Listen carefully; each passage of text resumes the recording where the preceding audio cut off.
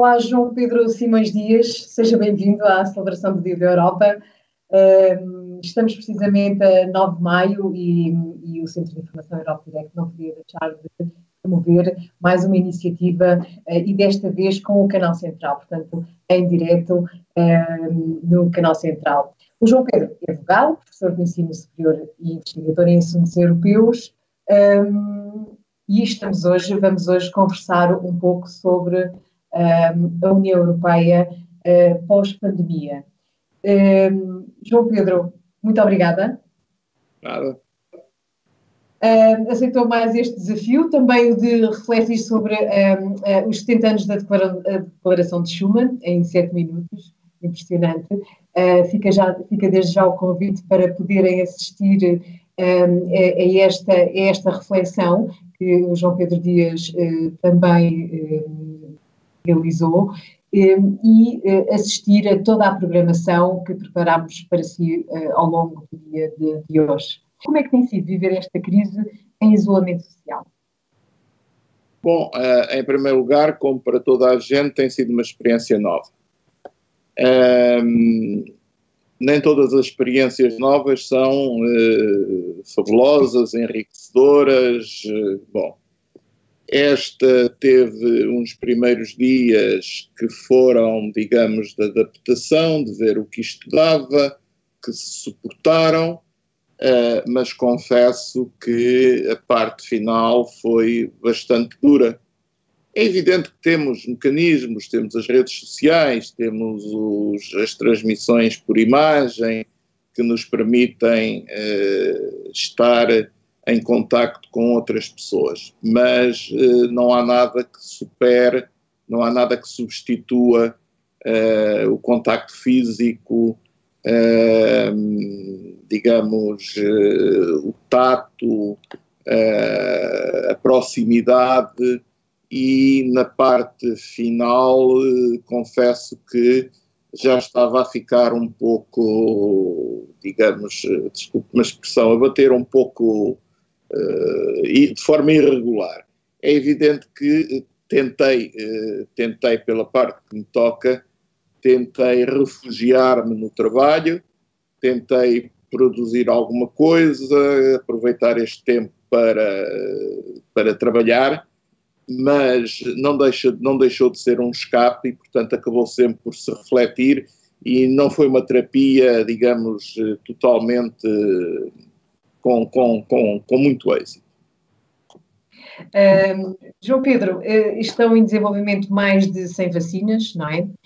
Mas o vírus apresenta também mais de 150 mutações. Que análise faz desta questão? Maria Manuel, sabe que nós temos algumas características que são muito próprias, algumas eu acho que são verdadeiramente fantásticas. Por exemplo, repare que quando existem grandes casos na justiça, nós transformamos-nos num povo de juristas, de processualistas, conhecemos a legislação, discutimos a legislação, temos os canais de televisão praticamente 24 horas por dia a discutir os grandes casos da justiça. No caso da pandemia, nós estamos há praticamente 2 meses com os principais canais de televisão a bombardearem-nos notícias sobre a pandemia e, portanto, queiramos ou não, já somos um pouco peritos na questão da pandemia. Já somos um pouco versados na questão da pandemia. É evidente que, fazendo uso daquilo que tenho ouvido, do que considero os maiores, enfim, especialistas, investigadores, eu tenho uma dúvida, e que de resto ainda esta semana tive a oportunidade de expor num debate também online com um dos principais epidemiologistas portugueses, e a dúvida é a seguinte: eu não sei se nós, relativamente a este vírus, não estaremos numa situação semelhante, por exemplo, à do vírus da SIDA, apesar de serem vírus com tipologias diferentes, mas o certo é que na SIDA andamos há mais de 10 anos à procura de uma vacina ainda não há vacina. Há sim fármacos que permitem tratar a doença. Agora, vacinar, pré-imunizar a pessoa, isso ainda não existe. E eu penso que uma das discussões que neste momento se coloca na comunidade médica, científica, sobre este vírus, é se de facto será descoberta uma vacina capaz de resistir às imensas mutações que o bicho vai demonstrando, ou pelo contrário, se teremos que nos ficar por algum medicamento, por algum remédio, por algum antiviral, que não é propriamente uma vacina, sendo certo que nessa conferência que tive a oportunidade de assistir, a pessoa em causa não excluía inclusivamente a possibilidade de, por um mero golpe de sorte, do acaso, virmos a descobrir que qualquer medicamento que já existe para uma qualquer outra patologia, aplicado a este caso, até pode provar e até pode dar resultados. Portanto, a minha dúvida fundamental em relação à vacina é, ponto 1, haverá vacina, conseguir-se-á descobrir uma vacina, ou, ponto 2, sem vacina vamos ter que nos contentar com situações semelhantes à do VIH e outras doenças para as quais não existe vacina, mas existirá sim o tratamento. Penso que é essa, pela parte que me toca, é a dúvida que tenho. E parece que é uma dúvida que faz algum sentido e que é partilhada por algumas pessoas. Portanto, vamos ter que ir vivendo um pouco à luz daquilo que tem sido até ao momento nestes 2 meses de isolamento social. Portanto, com todas as precauções, vamos ter que viver os próximos meses nessa condição. Eu estou convencido que sim, eu estou convencido que esta pandemia veio, de facto, alterar o nosso modo de viver. Muito do nosso modo de viver. E, sobretudo, também ainda ontem tinha a oportunidade de referir isso a alguém, estas coisas não passam por decreto. Ou seja, não vale a pena ao governo decretar que já não estamos em estado de emergência, já estamos em estado de calamidade para que as coisas melhorem. Não. Há aqui um aspecto que é um aspecto psicológico, interno, individual de cada pessoa. Há os medos que estão interiorizados e isso não passa por decreto. E isso eu estou convencido que vai demorar muito tempo a passar. Vamos tomar o caso, por exemplo, dos lares da terceira idade. Quem é que vai voltar a poder ter uma confiança plena, perfeita, como tínhamos em alguns, infelizmente não todos, mas em alguns lares da terceira idade, quando nós sabemos que os idosos que lá estavam foram verdadeiramente, desculpa a expressão, pasto para chama em muitas e muitas e muitas situações. Quem é que não vai pensar nisto? Quem é que não vai recear estas situações? Creio que, de facto, há mutações, alterações que vieram, que vão marcar muito o nosso comportamento, ou pelo menos vão demorar muito tempo a desaparecer. João Pedro, relativamente ao trabalho que a União Europeia está a desenvolver, acha que está a ser solidária o suficiente face à crise sanitária que vivemos e à económica que já se faz sentir? Maria Manuel, essa é a pergunta que toda a gente faz e fala praticamente desde o início, e a resposta que eu tenho dado também é recorrente. Repara, a União Europeia atua, e as suas instituições atuam na exata medida das competências dos seus tratados. O artigo, cito de memória, creio que é o 106 do Tratado de Lisboa, diz claramente que em matéria de saúde a União Europeia tem uma função complementar da função dos Estados-membros. Portanto, a questão da saúde, nomeadamente da saúde pública, não é uma competência da União Europeia. E, portanto, vamos nos deixar de atribuir responsabilidades à União Europeia que a União Europeia não tem. A União Europeia tem, em matéria de saúde pública, a responsabilidade de coordenar, de complementar a atuação dos Estados-membros. E, nas regiões transfronteiriças, tem a competência de estimular e, digamos, de aprofundar a colaboração entre os Estados. Isso foi feito. Eu recordo, por exemplo, que naquela região de Estrasburgo, que faz fronteira, em França, que faz fronteira com a Alemanha, houve ali situações de troca de doentes, de intercâmbio, franceses a tratarem-se na Alemanha, alemães a tratarem-se em França. A situação foi resolvida. Portanto, em matéria concretamente de pandemia, eu não creio que a União Europeia pudesse ter feito muito mais, tivesse competências para fazer muito mais. Agora, é evidente que esta crise da pandemia, talvez com mais dificuldade, vai sobrevir uma crise económica, uma crise financeira e uma brutal crise social. Isso ninguém tem dúvidas. Para essas crises, a União tem, eu diria que tem despejado a bomba atómica. A União Europeia não seria possível exigir mais nada ou nada de diferente daquilo que fez.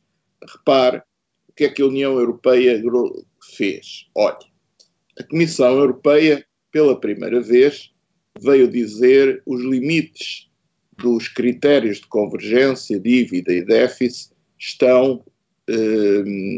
podem ser ultrapassados. Portanto, os Estados endividem-se, os Estados aumentem o seu déficit. Se for para combater a questão da pandemia, isso não conta para a contabilidade geral dos limites, tanto do déficit como da dívida. Atenção, são verbas que vão ter que ser pagas, mas pelo menos não contam para essa contabilidade. Segundo, a União Europeia, logo no início, tomou uma decisão. Como sabe, os Estados estão proibidos de promover as chamadas ajudas de custo, darem dinheiro às empresas, subsidiarem as empresas, meterem capital nas empresas. Porquê? Porque isso, essencialmente, prejudica a concorrência.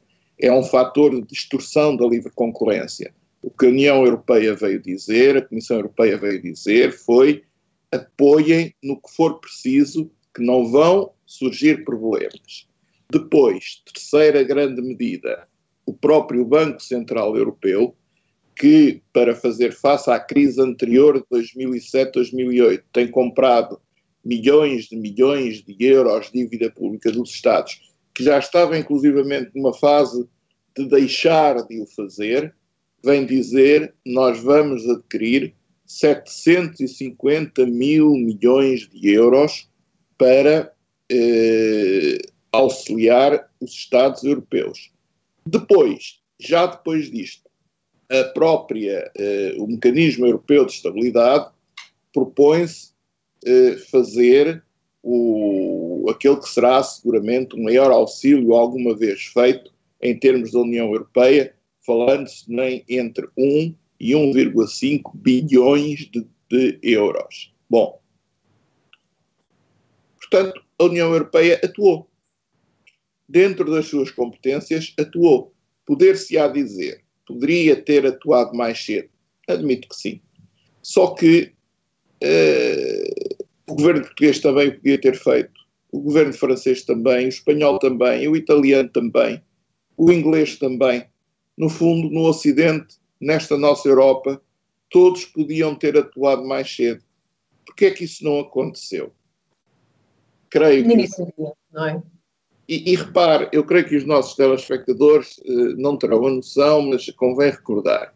Esta é a quarta pandemia que o mundo sofre neste século. Em 20 anos, esta é a quarta. As três anteriores eram coisas que ficaram lá longe, que não nos atingiram, de que ouvimos falar, mas que depois as coisas acabaram. E a primeira avaliação que se fez é que esta seria mais uma desse género. Quando começaram a ter a notícia, a informação, já era tarde. E, portanto, mas já era tarde para a França, para a Espanha, para a Itália, eventualmente para Portugal, para o Reino Unido, para os Estados Unidos e também para a União Europeia. Portanto, se me diz como é que eu avalio a atuação da União Europeia dentro das competências que tem, fez o que podia ter feito. Podê-lo-ia ter feito num timing diferente, num prazo mais célere? Eventualmente podia. Não vale a pena dizer que não, eventualmente podia. Mas aí foi, digamos, deixou-se ir, deixou-se como todo o mundo, passa a expressão, se deixou ir. Ninguém valorizou isto como isto, de facto, devia ter sido valorizado. João Pedro, como é que vê a União Europeia pós-Covid-19? Eu acho que eu dou por adquirido que a parte sanitária vai ser, apesar de tudo, a mais fácil de resolver. Com vacina, sem vacina, com medicamento, sem medicamento, o problema médico vai ser resolvido. O que vai demorar muito mais tempo a ser resolvido é a questão das dívidas, é a questão do desemprego, é a questão social que vai ser instalada. Eu tenho dúvidas, por exemplo, eu acho que há um elemento que vai ser determinante relativamente ao futuro da União Europeia. Esse elemento chama-se o euro. Se o euro resistir, a União Europeia vai resistir. Se os Estados da União Europeia saírem daqui com uma brutal crise de dívida pública, se repetirmos de uma forma exponencial o que aconteceu em 2007, 2008, em que já não havia necessidade só de resgatar a Grécia, a Irlanda, Portugal, eventualmente Chipre, eventualmente Espanha, os bancos espanhóis. Se houver necessidade de intervir em Espanha, em Itália, eventualmente em França, se houver verdadeiras crises de dívida pública nesses Estados, é preciso ver se o euro vai ter capacidade de resistência ou não. Se o euro tiver capacidade de resistência, pode ser que a União se aguente. Se o euro não tiver capacidade de resistência, a União vai se esboroar. Não quer dizer que desapareça, pode manter-se, mas de uma forma meramente residual, como um nome de uma organização e pouco mais. Acho que é um momento extraordinariamente sério, é talvez a maior prova de vida que a União vai ter pela frente, sendo certo que tudo isto coincide com 2 ou 3 crises que a União ainda não tinha resolvido. A questão do Brexit, não vale a pena falar nisso, já falámos muito disso, mas o Brexit torna a União Europeia mais débil do ponto de vista económico, é uma das principais economias que sai, torna a União Europeia mais débil do ponto de vista político, é um dos principais Estados que sai, torna a União Europeia mais débil do ponto de vista militar e da defesa, porque é a primeira potência que sai, torna a União Europeia mais fraca na sua vertente transatlântica, porque o Reino Unido era, por definição, o Estado que dava essa dimensão marítima, atlântica à União Europeia.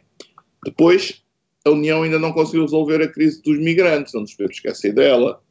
Eles continuam às portas das fronteiras da União Europeia a querer entrar por más razões, por boas razões.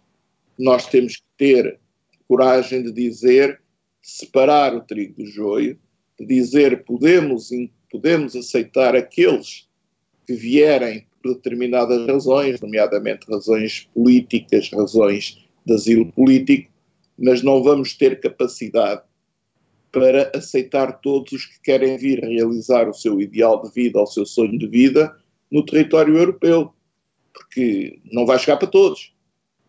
E depois temos ainda as questões económicas e financeiras, que são, digamos, a parte restante, a parte final da crise anterior de 2007, 2008, e que ainda não estão totalmente resolvidas. Portanto, esta crise pandémica, que é uma crise de saúde pública, que será também económica, financeira e social, vem a crescer, pelo menos, a estas três que já cá estavam e, portanto, não há dúvida que a União Europeia vai ter pela frente a sua grande prova de vida. Ou vai ter a coragem suficiente para ultrapassar, para dar o salto e para se renovar, ou se não tiver esse golpe de asa, estou convencido que acabará por sucumbir, por sussurrar, não terá um futuro auspicioso. João Pedro, depois desta fase, vimos as instituições europeias e todas as empresas, todos nós, em videoconferência, em teletrabalho. Será que as instituições europeias vão repensar a forma de reunir em plenário, vão continuar a fazer estas videoconferências, como se tem feito, evitando também todo aquele manancial de deslocações, de despesas, de transportes? Como é que analisa esta... Olha, eu acho que esta é uma das coisas que vieram para ficar. Acho que vieram para ficar. É evidente que não há nada que substitua o contacto presencial, seja numa reunião, seja numa conferência, não há nada que o substitua. Mas digamos que não estamos mal servidos em termos de tecnologia.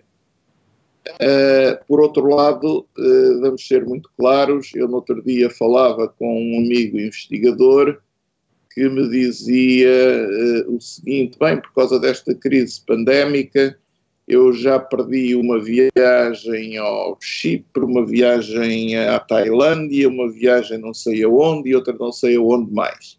Ou seja, vamos ser muito claros, a propósito de muitas conferências internacionais, havia uma componente turística associada também. Muito forte. Muito forte. É evidente que isso vai desaparecer, não vai prejudicar a realização das conferências, mas essa componente, digamos, essa componente de ócio, de exploração de um território. É evidente, isso vai acabar. Vai diminuir, não vai? Vai diminuir. Vai diminuir. Sim, vai diminuir. É evidente que vai diminuir. Agora, é claro que esta crise vai nos trazer, como digo, como já conversámos há pouco, uma mudança dos modos de vida, e eu acho que este vai ser um deles, porque de facto eu ainda ontem estava a fazer uma palestra para alunos de um curso de mestrado de uma universidade portuguesa, em que estavam praticamente alunos de todos os continentes, e eu sentado no meu escritório e eles nos seus postos de trabalho, e entendo-os na perfeição, e a mensagem foi passada, terá sido, espero eu, apreendida, e, portanto, não há dúvida que isto é muito mais fácil e torna muito mais fácil reunir pessoas do que virtualmente, telematicamente, do que dizer, olha, vamos marcar a reunião X para o Porto, para Lisboa, para Aveiro, para aqui, para lá, no dia tal, às tantas horas. É claro que é muito mais fácil estarmos comodamente em casa e não vejo que daqui venha algum grande mal ao mundo.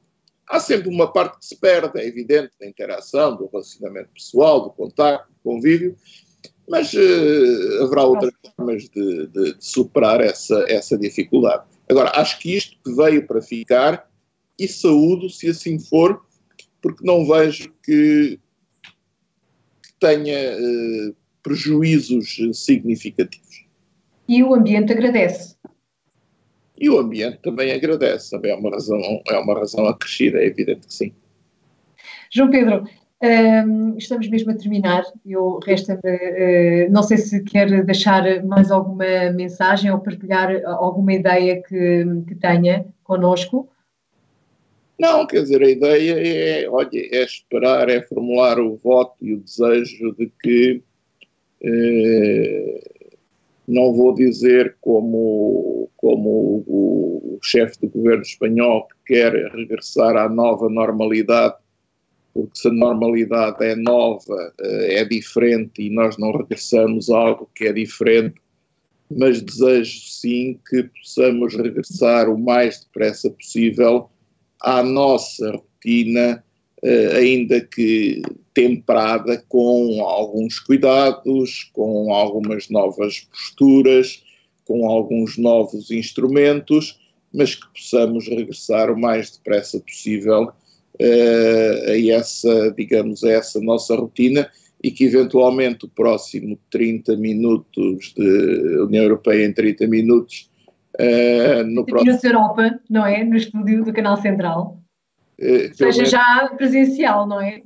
Já possamos ser presencial, mas toda a gente está a fazer online, por amor de Deus, vamos acompanhar as tendências, mas que o próximo já possa ser sem riscos para ninguém, já possa ser presencial. Acho que era um sinal muito bom de um retorno, não a uma nova, mas à velha normalidade. João Pedro Simões Dias, muito, muito grata pela participação e pela partilha de saber. Foi a União Europeia pós-pandemia. Não esqueça de consultar toda a programação ao longo do dia. Assista também à análise que João Pedro Simões Dias faz sobre os 70 anos da Declaração Schuman, 70 anos em 7 minutos. Portanto, muito, muito, muito breve essa reflexão. Portanto, fica o convite. João Pedro, muito obrigada mais uma vez. Acompanhe a emissão connosco e um bom dia da Europa.